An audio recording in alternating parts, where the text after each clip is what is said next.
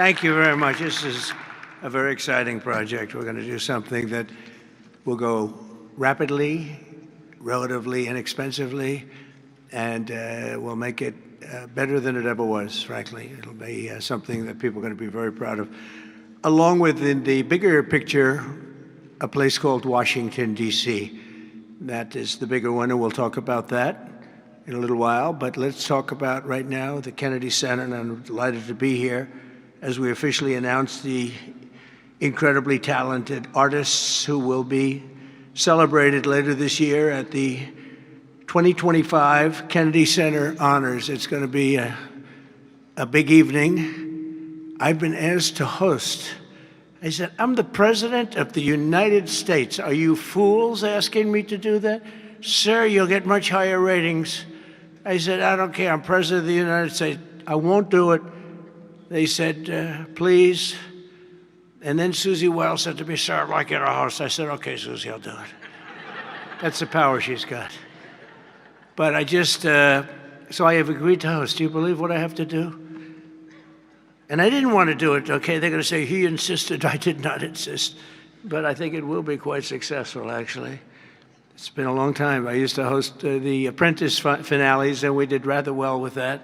So I think we're going to do very well because we have some great honorees, some really great ones. Since 1978, the Kennedy Center Honors have been among the most prestigious awards in the performing arts. I wanted one. I was never able to get one. This year, it's true, actually.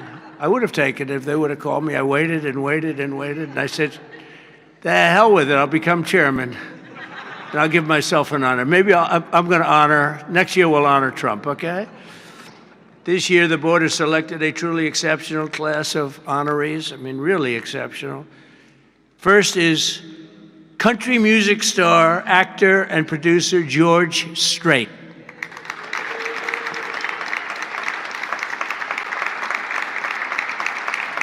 Great. Over an extraordinary 4-decade career, George has sold more than 120 million records worldwide, amassed 60 #1 hits, wow, and produced 33 platinum certified albums, more than any other living American. That is amazing. He's believed by millions of people to just be as good as you can get, and he's beloved by hundreds of millions of people all over the world. He's really something, and they call him the king of country, and we know him very well, George Strait.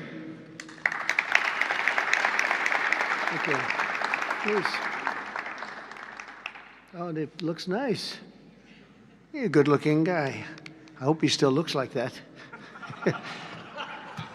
Second is actor, singer, philanthropist, and star of the Broadway stage. One of my favorite talents. I think he's one of the greatest talents I've ever actually seen. I've always said, and just so we don't get in trouble, I'll say among the greatest artists in the world are the Broadway London actors back and forth. That's all they want to do is they want to do Broadway and they want to do London. They want to do 8 shows a week, including matinee on Wednesday. And if you said make a movie, they can't even think about it. If you say go on television, they don't want to. All they want to do is be on the stage, the live stage, and it's amazing. But I've always said they're the most talented people. And this man may be the most of all. Michael Crawford is being honored. Michael was born in England in 1942. He made his Broadway debut in 1967. I was there. I shouldn't say that, but I was there. It seems like a long time ago.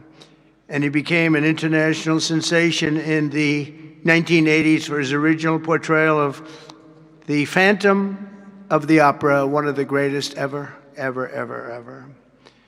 You don't see him like that very often. Winning him the esteemed Tony Award for Best Actor in a Musical. He's won so many awards. Michael is truly a generational talent, had a voice that was unbelievable. It was unbelievable. There's never, I don't know, it's Luciano Pavarotti had a very different voice. The power was incredible, magnificent. Michael had a different kind of a voice. These are just unbelievable talents. But Michael is very special and one of the greatest roles in the history of Broadway, and nobody did it like him. Michael Crawford, thank you very much. Great guy. Next, we look forward to honoring three-time Oscar nominee, Golden Globe Award winner, an action movie icon, and a friend of mine. He's a very unique man. He's somebody that doesn't do these things. I said, I wonder if he'll accept, because some people don't really want to be honored. They don't care. But he was very honored to be honored, I will tell you. He's a very special guy. A real talent, never been given the credit for the talent. There was nobody else could have done the roles that he did like he did. I'm not even close, and they've tried, and they didn't work out too well. His name is Sylvester Stallone.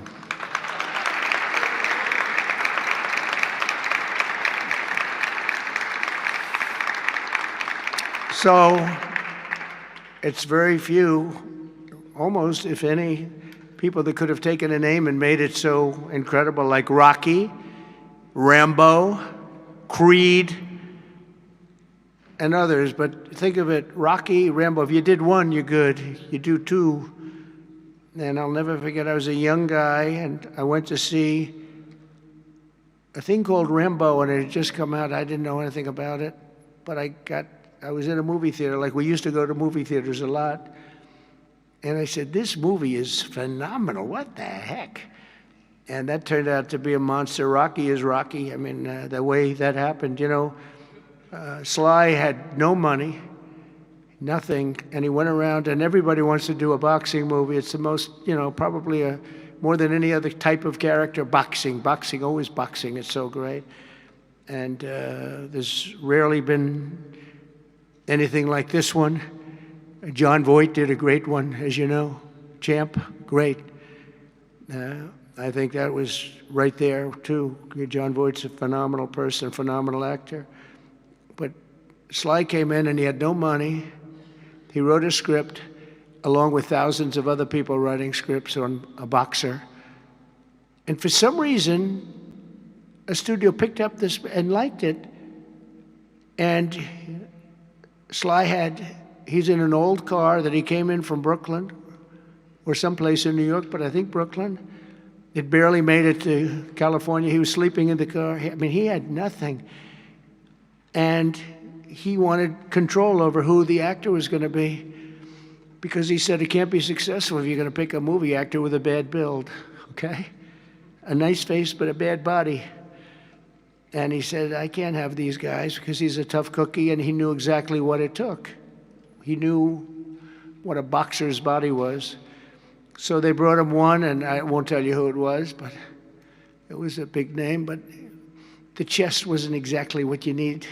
One shot, and your heart would pop out. That wasn't too good. Then he did another one. He was fat, sloppy, but had a good face. Then he did another one, and another one, and another one. And he turned it down. He wouldn't take $1 million. He wouldn't do it. And it turned out that when they saw him, they said, you know, you'd be actually pretty good for this role. And he had never done this before, anything like it. But think of it, he turned down $1 million. He had nothing. He refused to let somebody else play. He didn't want to play it. He wasn't originally, he did it as a writer. But he ended up playing it because he couldn't find anybody else that fit the role. And who knew what would have happened? He's become a legend of the silver screen, a true legend, and he's a great guy. He's a little bit tough, a little bit different, I will tell you. He's a little tough guy.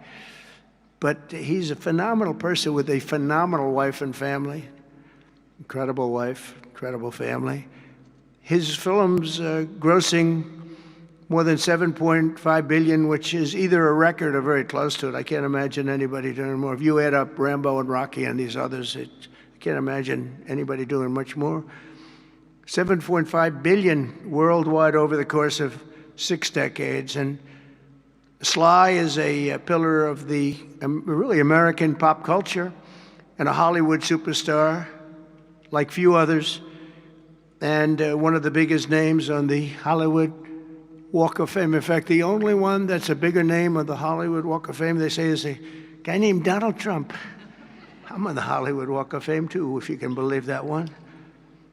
But he's amazing. He's really amazing. And he's actually a great actor. Fourth will be together celebrating one of the most revered singers of the American disco era, Gloria Gaynor. Best known for her chart-topping 1978 hit, I Will Survive, Gloria won the 1980 Grammy for Best Disco Recording, and her song was inducted into the National Recording Registry in 2016. 4 decades later, Gloria won a second Grammy in 2020 for her gospel album, Testimony, which is incredible. Truly a historic achievement. Not only in terms of the years that have gone by to be great that long, but to have the two top of anything in that span of time, and with that kind of period between, is pretty amazing. But I will say that I Will Survive is an unbelievable song. I've heard it, like everyone else here, thousands of times. And it's one of those few that get better every time you hear it. And nobody can sing it like her. And that's an honor. So, Gloria Gaynor, thank you. Thank you very much. And finally, we'll be honoring one of the greatest rock bands of all time, Kiss.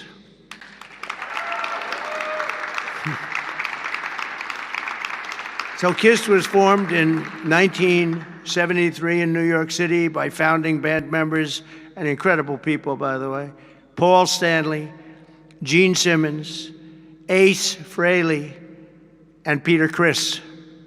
Kiss became a global phenomenon, sold more than 100 million records worldwide, and produced 30 gold albums and lots of other things they produced. They made a fortune.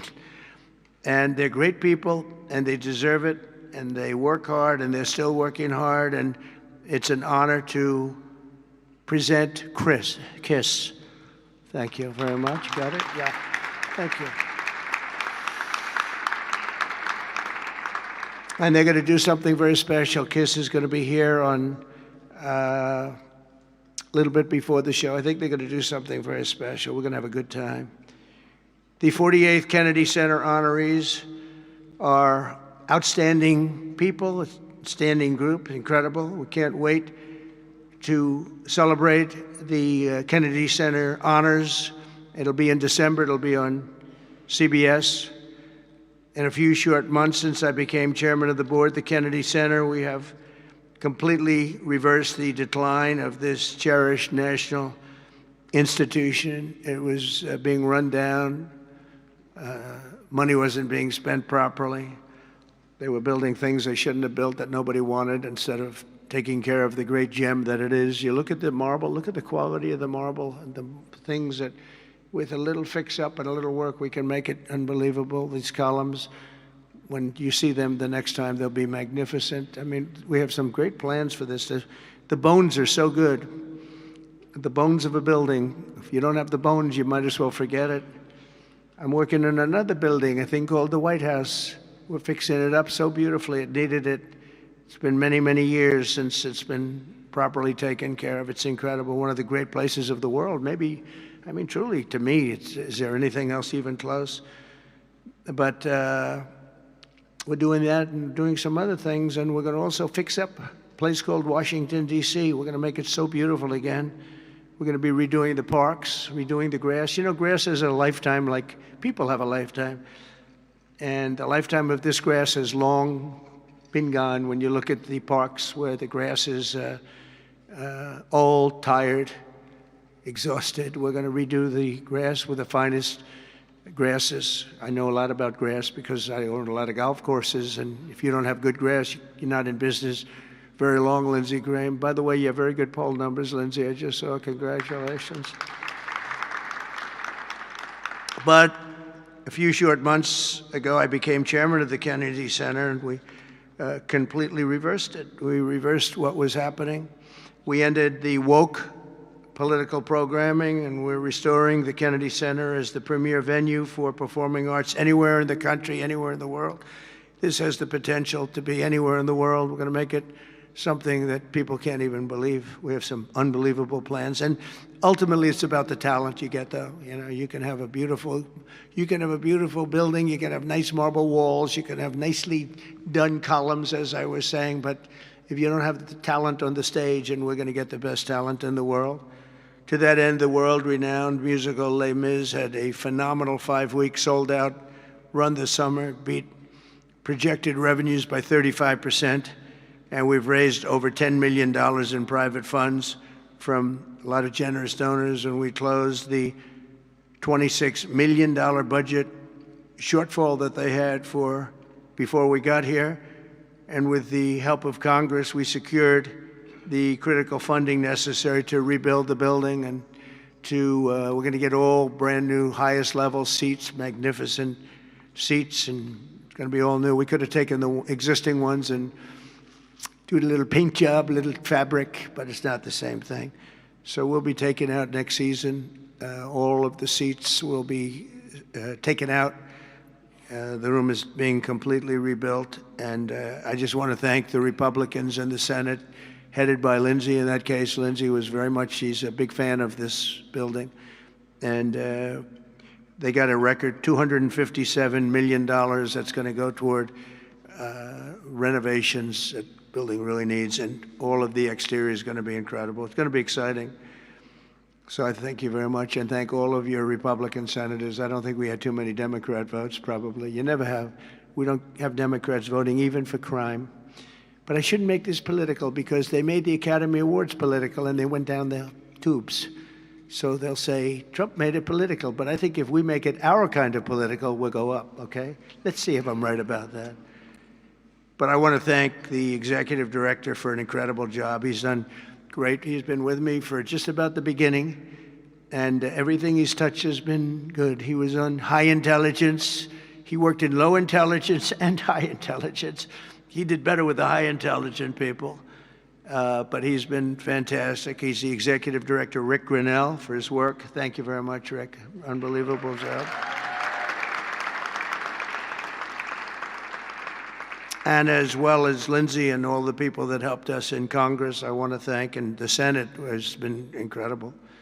By the way, Leader Thune has been unbelievable, and Speaker Mike Johnson. These are great people. What we're doing with the great big beautiful bill is you're going to see a whole different country. You're seeing it already. We're coming in where the trillions of dollars is coming in from tariffs from all over the world, from countries that took advantage of our country. They thought we were children. They took advantage of us for decades, and now the money is flowing to us, and we've become the hottest country anywhere in the world. But the Kennedy Center board members, many of whom I knew, and many of whom I put on the board, and it's as good a board as I've ever seen. And on the board also, and some people that are doing an incredible job. One in particular is Attorney General Pam Bondi. The job she's doing is incredible. Thank you very much. Long beyond the Kennedy Center. The Kennedy Center is the easy part.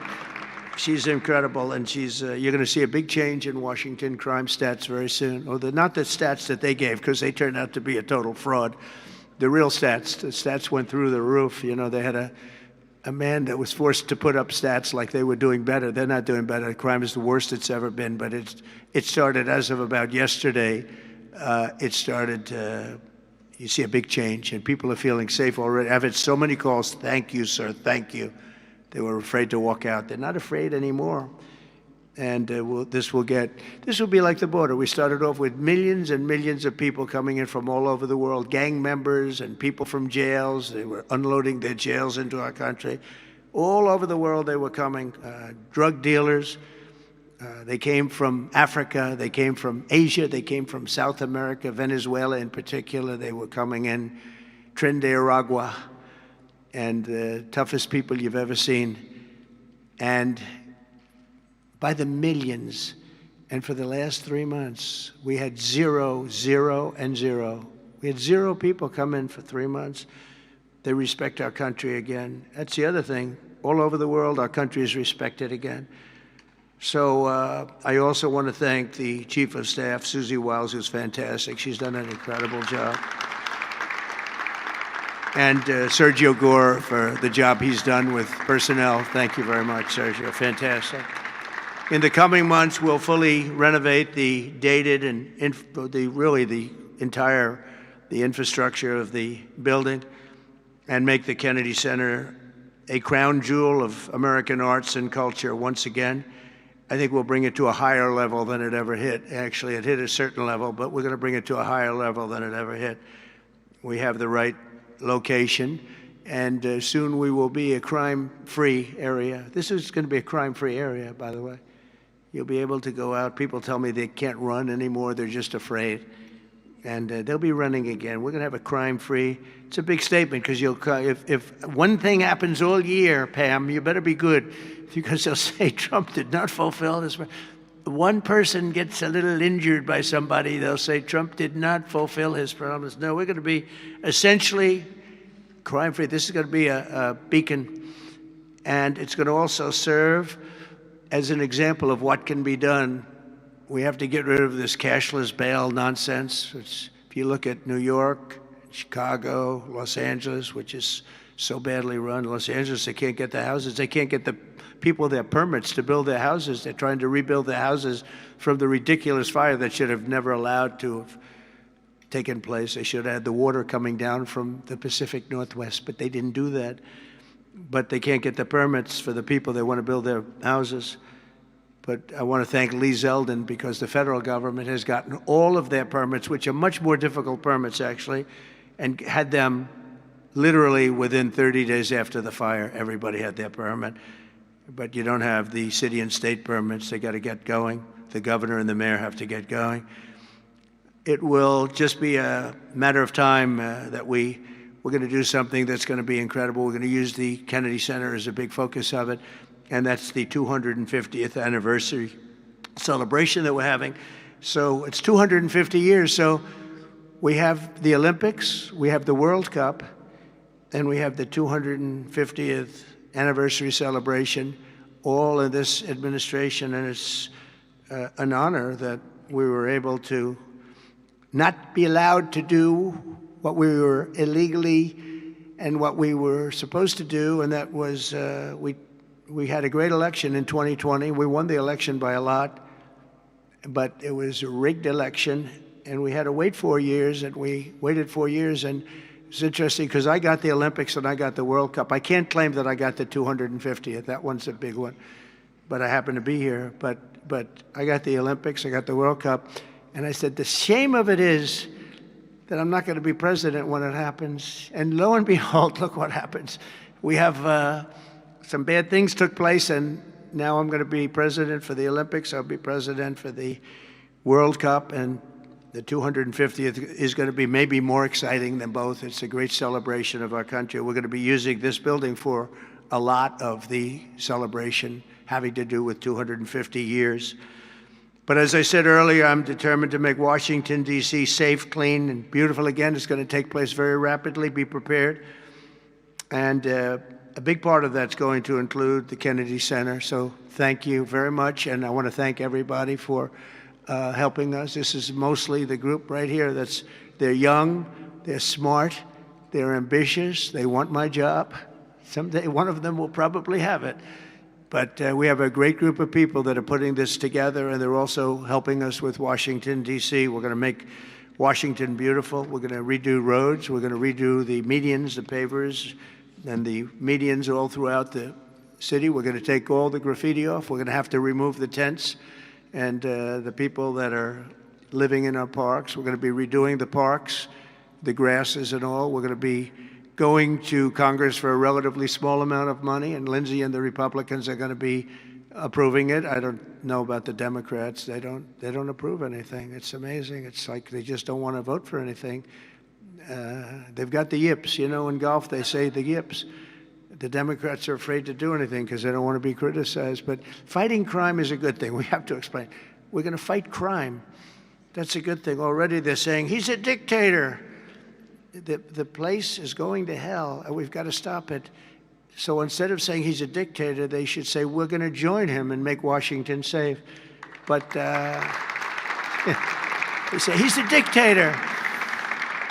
And then they end up getting mugged, and but the stats are very bad. But we're going to, I think we'll actually get Democrat support. I really believe they can't do this one too. It's, they talk about 80-20 issues. But I think many of those 80-20 issues, like men and women's sports, I think it's 97-3, not 80-20. And I think crime is maybe 100-0. So I think we may get very well some Democrat support, but I hope so. But even if we don't, we have the majority, so we're going to vote it in as Republicans, and we're going to do something. And that's going to serve as a beacon for New York, Chicago, Los Angeles, and other places all over the country. Our whole country is going to be so different and so great. Going to be clean and safe and beautiful, and people are going to love our flag more than they've ever loved it, and we're going to do a great job. So I want to congratulate all the nominees. They're unbelievable people, and we're going to have a tremendous day in December, and that evening is going to be special, some really special people and real talent. Do you have any questions? Yes, please. Hi, sir. There's new reporting that the Russians have hacked into some computer systems that manage U.S. federal court documents. I wonder if you've seen this reporting and if you plan to bring it up with Putin when you see him later in the week. I guess I could. Are you surprised? Are you surprised? They hack in. That's what they do. They're good at it. We're good at it. We're actually better at it. But no, I have heard about it. I have heard about it. Please. Thank you, Mr. President. You mentioned congressional Democrats. You have not yet met with Democratic leadership, but there's a funding deadline at the end of September. Do you plan to meet with Leader Schumer and Leader Jeffries to discuss that situation? Well, I will, I guess, but it's almost a waste of time to meet because they never approve anything. If we want money to fight crime, if we want money to do only good things, just good things. Let's not even talk about controversial. They don't want to meet about anything. They really are. They're stuck. They don't know what to do. They have probably more, I would say more than half are sane, but they are led by insane people. And the kind of things that they're pushing are not something. We have a communist running for the mayor of New York. And I wish him well. I may have to deal with him. I mean, it's not even conceivable. It's not even conceivable that could happen. And maybe he won't win, but he won the primaries by quite a bit. Shockingly, he won the primaries. So, and you see some of the people supporting him that truly don't believe what he's espousing. So, I mean, we will meet, but nothing's going to come out of the meeting. But here's the advantage we have is that we just passed the great big beautiful bill that had all the biggest tax cuts in history. No tax on tips, no tax on Social Security. Think of it. Think of that for the seniors. No tax on overtime. And all sorts of things. You go out, buy a car, you can deduct the interest payment. If you borrow money, you can deduct the interest payment from your taxes. So many things, but the biggest thing is from a business standpoint, deductions. That was tremendous. It's going to, our country is roaring. Our businesses are, you're going to see some numbers in 12 months when these factories are open. We're opening up factories all over the world, all over the country, but that's all spreading to, I think we're spreading the wealth all over the world, if you want to know the truth. But we're opening them in this country at a level that we've never seen before. We've never seen, so. They just don't want to prove anything. They just, we meet with them and they say, as Nancy Reagan said, just say no. They go, just say no. They're afraid to approve anything. If we say, we want to stop crime in this country, or as an example, bail, we want to make it so that people, if they murder somebody, they're in jail. They don't get out on no bail. They say, we don't want that. We want people to murder somebody and they immediately are released and they go out and murder somebody else. It's a big problem, a tremendous problem. By the way, we're going to go for statutes in D.C. and then ultimately for the rest of the country where that's not going to be allowed. Because it was when they did the cashless bail thing that the numbers really started going up. In this city, in New York, in Chicago, in Los Angeles, no matter where they have it, the numbers went through the roof. So we're going to meet with them, of course. I'd like to meet with them. We're going to tell them all these good things, and they're going to tell us no. And then we're going to go out and we're going to vote it in by the Republicans, because I don't believe that anybody is capable of making a deal with these people. They have gone crazy. Go ahead. Thank you, Mr. President. Thank you. Your federalization of the police has a 30-day limit unless Congress acts to extend it. Are you talking to Congress about extending it, or do you believe 30 days is sufficient? Well, if it's a national emergency, we can do it without Congress, but we expect to be to Congress, before Congress, very quickly. And again, we think the Democrats will not do anything to stop crime, but we think the Republicans will do it almost unanimously. So we're going to need a crime bill that we're going to be putting in. And it's going to pertain initially to D.C. We're going to use it as a very positive example. And we're going to be asking for extensions on that, long-term extensions, because you can't have 30 days. 30 days that's by the time you do it. We're going to have this in good shape. And don't forget, in the border, everyone said it would take years and you'd have to go back to Congress. I never went to Congress for anything. I just said, close the border. And they closed the border. And that was the end of it. I didn't go back to Congress. We're going to do this very quickly, but we're going to want extensions. I don't want to call national emergency. If I have to, I will. But I think the Republicans in Congress will approve this pretty much unanimously. Please, go ahead. Thank you, Mr. President. Would you encourage members of the press to do ride-alongs with the D.C. police to understand how serious this crime issue is? It's okay to me if they want to do it. We're going to work with the D.C. police. A lot of very good people in there. Not all, but a lot of very good, very, very professional. And, we have a big force. I think they said 3,500. They're always asking the mayor, who's a very nice woman, but got to do the job. We've worked with the mayor for 6 months, and she's been here for many years. And the numbers are worse than they ever are. Don't let anyone tell you they're not. And the whole statistical charts that they made, the whole thing is a rigged deal. They got rid of the guy because he didn't want to do the numbers the way they wanted to, and they put their own numbers out. They said it's the best in 20 years. No, it's the worst in 20 years. But we're going to be very open about what we're doing. So if the media wants to ride with police, if they want to do it, if they feel it's safe, that would be okay. Yeah, please, go ahead. Sir, with President Zelensky. Thank you, Mr. President. Mary Margaret with Daily Wire. 2 questions on D.C., if that's okay. How do you feel about Mayor Bowser's level of cooperation and her choosing to advocate for D.C. statehood right now? And Well, the statehood, let me do that one first. Statehood is ridiculous. We want to straighten the place out. Statehood's ridiculous. It's unacceptable. It's the Democrats want it because the Democrats have, about 95% in this little area. Even I didn't get it very much. They want that. They want to pick up 2 senators, and it's not going to happen. It's not going to happen. And that's the least of the reasons why, by the way, but that's one of the reasons why. What we want to do is make Washington, D.C., the greatest, most beautiful, safest capital anywhere in the world, and that's going to happen. I mentioned the word bones before. The bones here, the bones, we have the greatest bones. When you look at that Supreme Court building, I think it's one of the most beautiful buildings.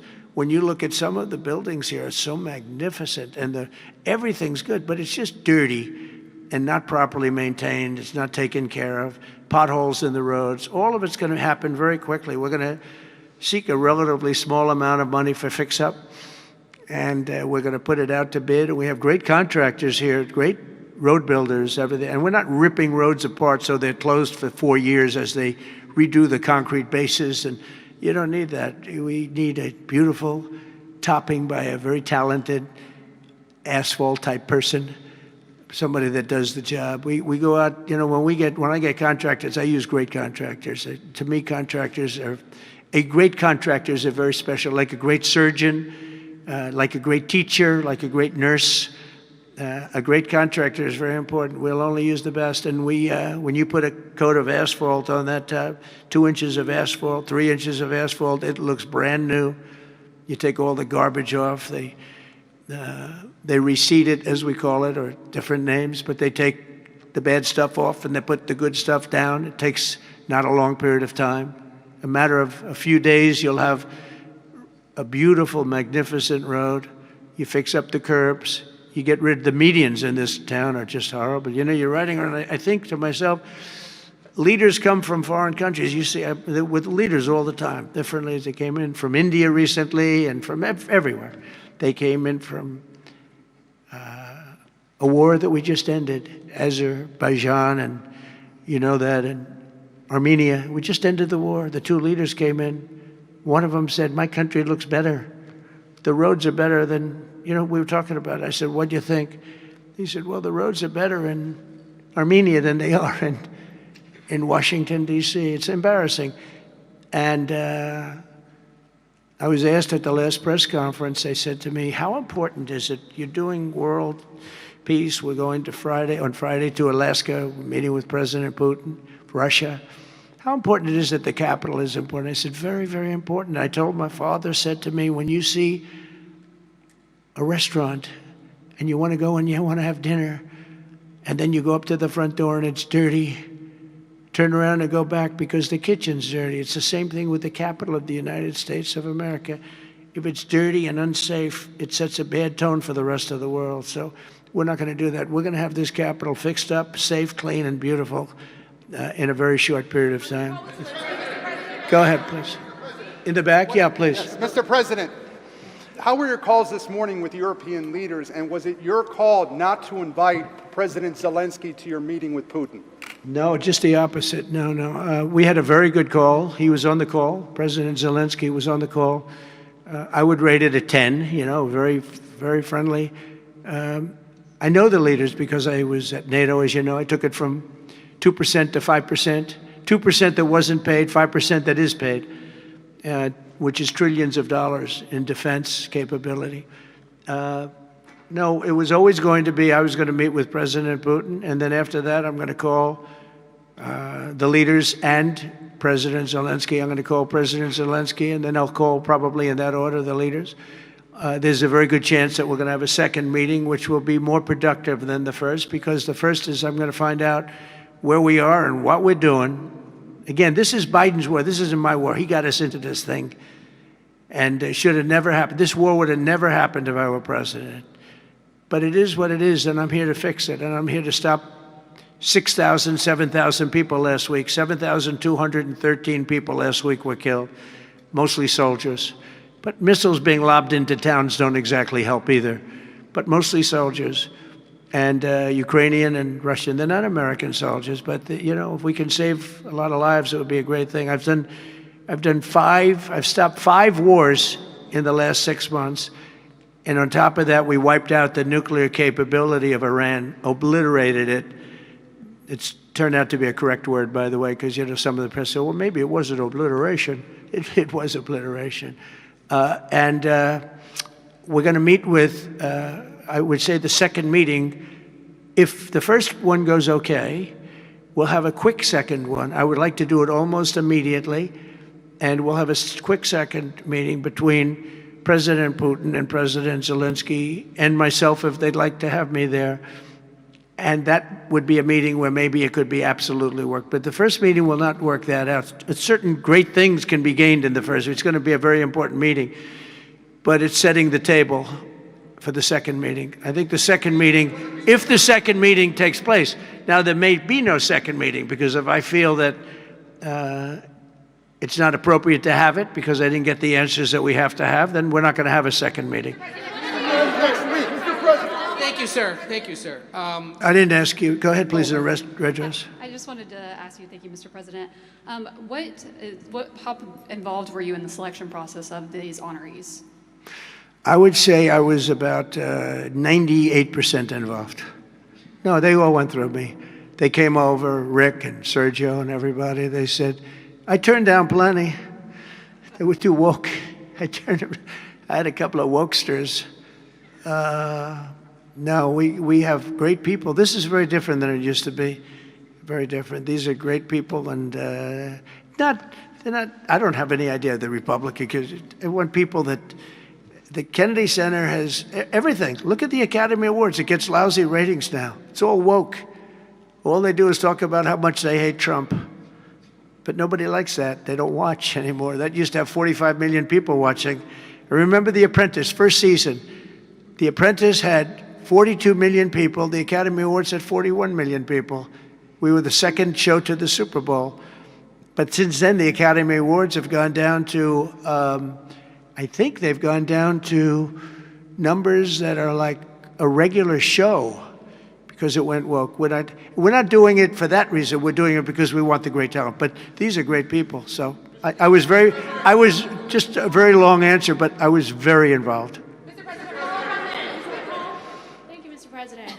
The Biden administration was auctioning off border wall materials, but we're hearing now that the auctioneer is selling those materials back. Are you finishing building the wall? Well, I built hundreds of miles of wall, and I was getting very close. I actually finished the wall, but then I added another 200 miles, because when you do the original wall that I said I was going to build, which I got built, and I got it to the specifications of the Border Patrol and ICE, the exact. They wanted steel, they wanted concrete inside, they wanted rebar inside that, they wanted it to have wires. We have the walls are wired for, all of the internet stuff and security things. And we built it hundreds of miles. We did great. That's one of the reasons, even now, we're able to have such good numbers at zero, or essentially very little people coming in. But Biden, I ordered for another 200 miles. I was going to do another 200 because it's the way it is. And we're all set to do it. Then we had the bad election result, the horrible, what happened to our country, what they've allowed to happen to our country. And we are taking now that wall back. They sold the wall. Now, this is expensive stuff. Hardened steel, very expensive.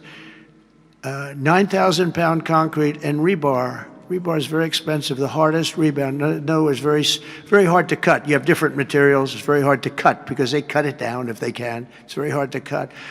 And Biden sold it for pennies on the dollar, 3 cents on the dollar, 4 cents on the dollar. He sold it. And I said, these guys really don't want it. That was when I first realized, when I saw the wall was being put up, because we could have finished the rest of the wall in about 4 weeks, anywhere from 3 to 4 weeks. It was all set to go. It was laying down, ready to be put up. The foundations were, and they took over, and they said, we're going to sell the wall. And they sold it, as you know, for pennies on the dollar. Well, Pam Bondi's been working very hard on suing that company, and I think they reached a settlement where we're taking the wall back. But they stole the wall from us. That wall is so expensive to build, and we had it, as you know, hundreds of miles of it, and they came along and they basically sold it for scrap. And what a shame that is. But that was when I first realized that these people actually want to have open borders. And no country has poor countries don't have open borders. No, we had open borders where people just walked in. It didn't matter what they looked like, who they were. We had 11,888 murderers, half of whom killed more than one person. Literally killed more than one person. And this is who we took into our country. So the wall is the least of it, but we're going to take the wall back. We're paying a small amount of money, as I understand it, to get it back, to get rid of the litigation. We'll take it back. We'll put it up. Yeah.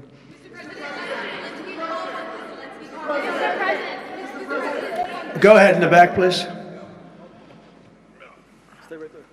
I want to take it back to the Kennedy Center, if I can, just for a second, Mr. President. Sure. From what I understand, the Les Mis show exceeded everyone's expectations. Attendance, revenue, across the board. That's great. Do you anticipate future shows to basically do the same? I like that guy. Now, that's called a question, okay? And he's a great reporter, actually. Thank you very much. I appreciate it. Yeah, it did great. Les Mis did great, broke records, and was sold out and beautiful. And we anticipate a lot of that happening. There's a thirst for it. And especially when the crime is knocked out. When we knock out crime, some people probably stay away from places like restaurants and other things. It ruins your whole fabric. It ruins your country.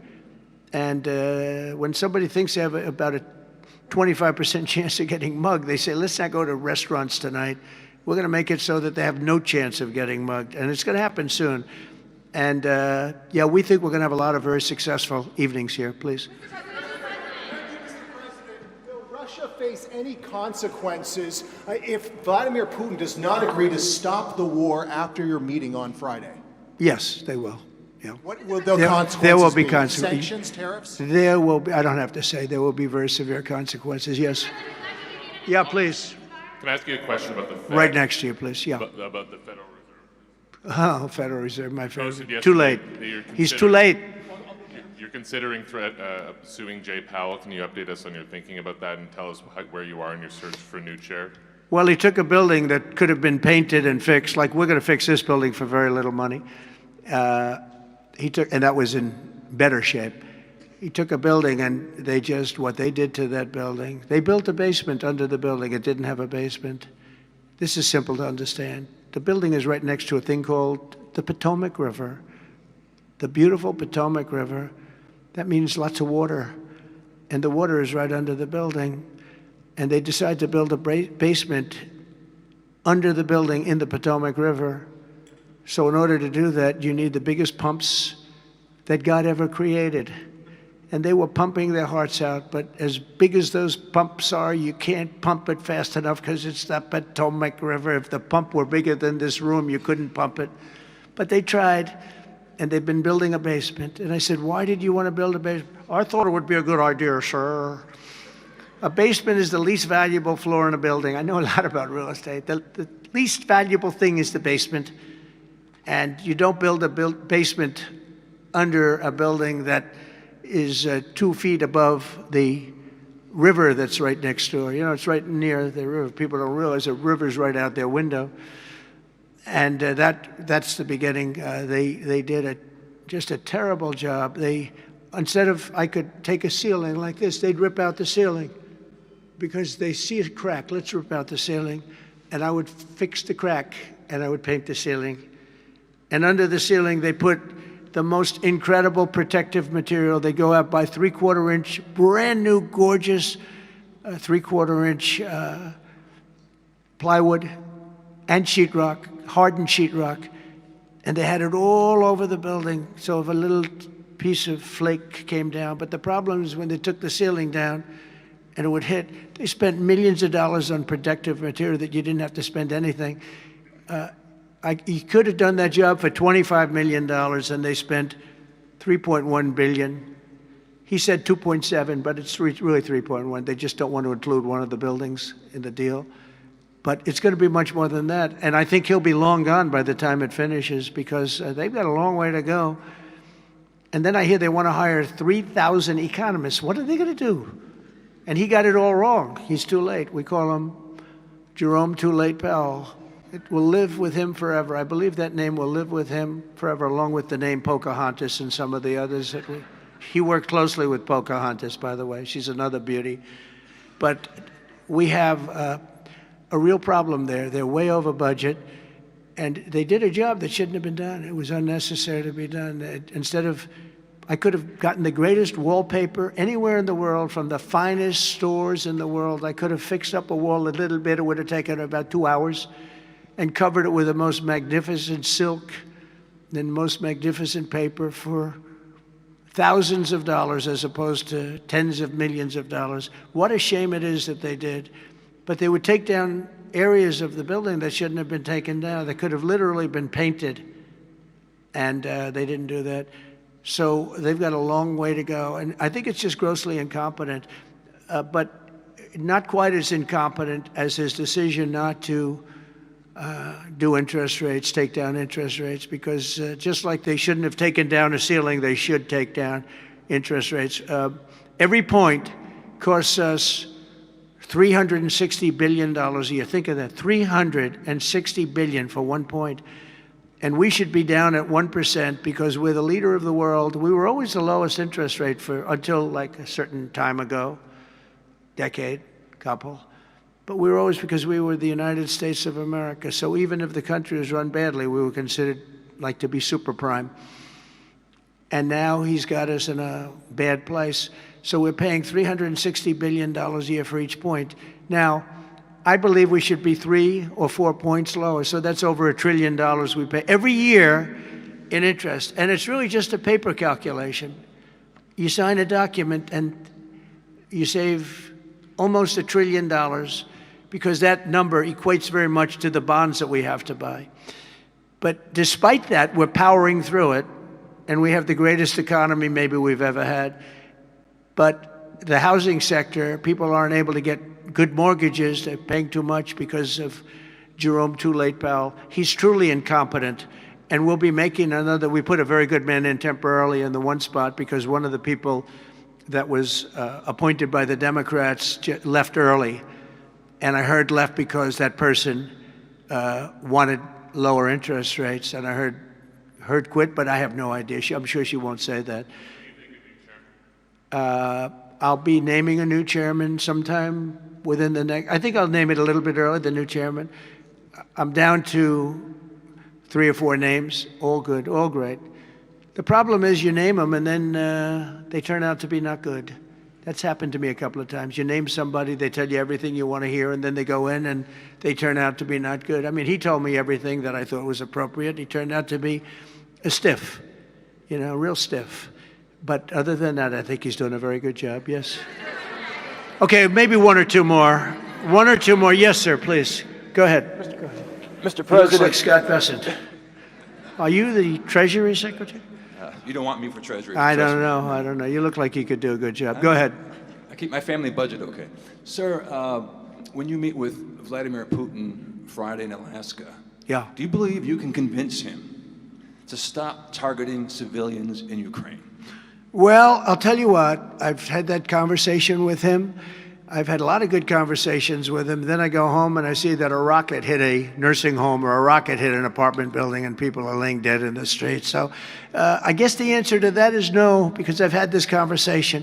I want to end the war. It's Biden's war, but I want to end it. I'll be very proud to end this war along with the 5 other wars I ended. But I guess the answer to that is probably no, because I would have had a good conversation with Vladimir. I knew him very well. I got along with him great, actually. We had I had to go through the Russia hoax. And it was actually, it was a strain on the relationship. I actually told him, I said, you know, they got this phony investigation going on, Russia, totally phony, created by Adam Schiff, Shifty Schiff, and Hillary Clinton and the whole group of them. And it made it very dangerous for our country because I was unable to really deal with Russia the way we should have been. I'm looking at Pam because I hope something's going to be done about it. These people put our country at great danger. And Adam Schiff, it was all made up. It was a hoax. The Mueller report came out. They all hated me. They had 18 Trump haters. And they said I did nothing wrong. They couldn't believe, they couldn't find anything. After years of investigation, it was all a hoax. It was a hoax created by the Democrats, but in particular Schiff and Crooked Hillary, the whole group. And now we've learned all the stuff that's come out over the last 2 months is incredible through intelligence. And hopefully something's going to happen with it. These are people that put our country in danger, in real danger. I want to thank you all very much. Thank you very much. Thank you.